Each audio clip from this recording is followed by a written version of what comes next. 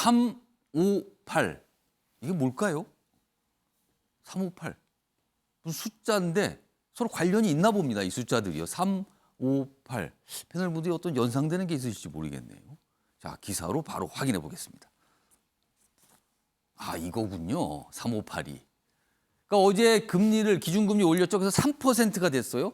자, 그러면은 통상 금융기관, 은행 등등 이 금융기관들은 여기에다가 뭔가를 더 플러스를 더하죠. 예금금리는 5%, 대출금리는 더 많이 더해서 8%. 3, 5, 8.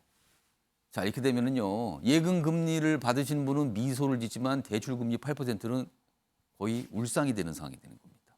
이렇게 됩니다. 자, 한국은행 빅스텝.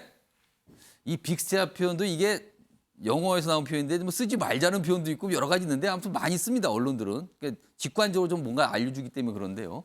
10년 만에 기준금리 3%가 됐다. 근데 문제는 더 올린다는 거죠. 더 올릴 수 있다. 예고가 됐어요. 자, 그럼요. 어제 이창용 한국은행 총재 이 금리를 올린다는 얘기를 발표하면서 한 말들이 있습니다. 우선 첫 번째 영상인데요. 들어보시죠.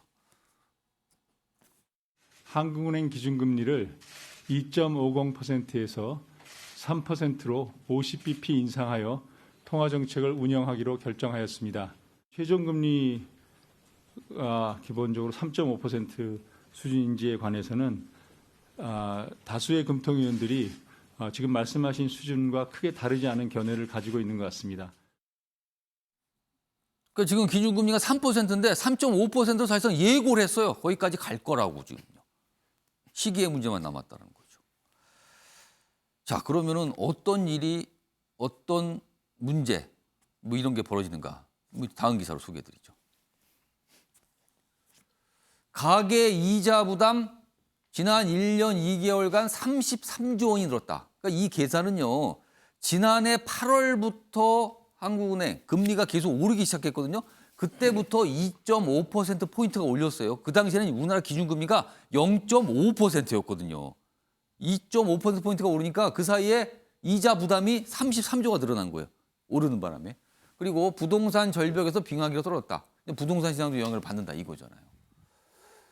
지금 뭐 여러 가지 현상도 적혀 있습니다. 이 상황입니다. 자, 그럼 이제 경제가 힘들어진다는 뜻이 되는데요. 이와 관련해서요. 어제 이창용 총재가 추가적으로 설명을 해놨습니다. 들어보시죠. 고통스러운 면이 있어서 참 죄송한 마음이 들기도 합니다만 거시 전체로 봐서는 안정에 기여하는 면도 있다고 생각합니다. 많은 빚을 통해서 부동산을 구입하신 이 젊은 이 신혼 가구 이런 분들은 사실 고통이 굉장히 크다는 것을 저희들이 부인할 수 없습니다. 이 물가 오름세를 잡지 않으면 실질 소득이 또 감소돼서요.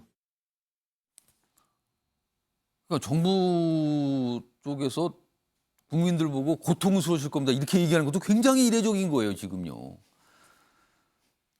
자, 기사 하나 더 있습니다. 관련 기사입니다. 죽은 소비 심리 더 얼어붙겠네. 폐업 내몰리는 중소기업 소상공인. 그렇습니다. 중소기업 소상공인 대출을 통해서 어떤 사업을 하는 경우 많거든요. 힘들어지는 거죠. 그리고 사람들이 이자 부담 늘어나니까 소비를 안 한다는 겁니다. 줄이고. 경기가 더 얼어붙게 된다는 거죠. 자, 윤영걸 전 대표님. 네. 이제 감내의 시간이 온 겁니까?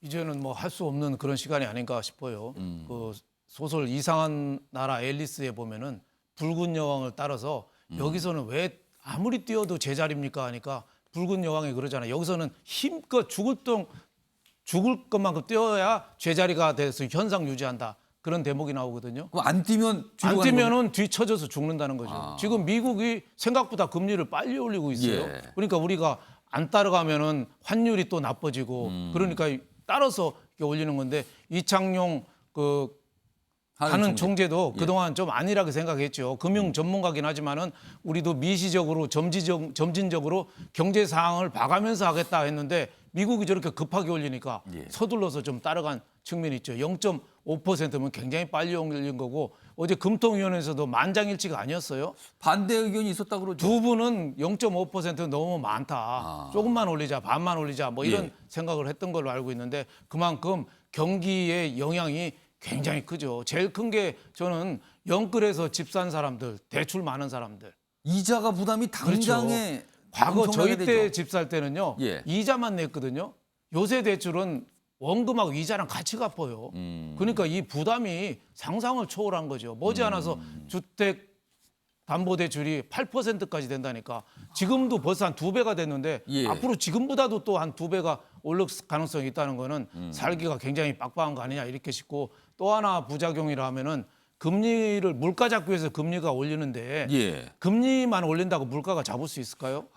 그게 또 금리 자꾸 올리면은 또 임금 인상 압박이 또 상대적으로 더 커질 수가 있거든요. 예. 그러면 그게 오히려 금리 인상이 물가를 또 부추길 수도 있어요. 예. 환율을 일시적으로 미국 달러랑은 안정시킬 수 있지만은 물가, 국내 물가는 오히려 더 불안해질 가능성도 상당히 있기 때문에 할 수 없이 미국을 따라가긴 하지만은 예. 정말 대책이 없다. 모든 국민들이 정말 허리띠를 쪼아매고 죽을 각오로 올겨울을 나눈 수밖에 저는 대책이 없다고 보고, 이럴 때 정부가 하는 일은 저는 금리를 올리는 건 저는 욕하고 싶지는 않은데 예. 이럴 때나마 기업을 위해서 예. 규제 완화 과감하게 좀 해주고 부동산 지금 완전히 죽었잖아요. 예. 이거 좀 재건축이라든지 거래 숨통도 좀 터주고 예. 이런 거 해야 되는데 정부가 난 뭐 하는지 모르겠어요.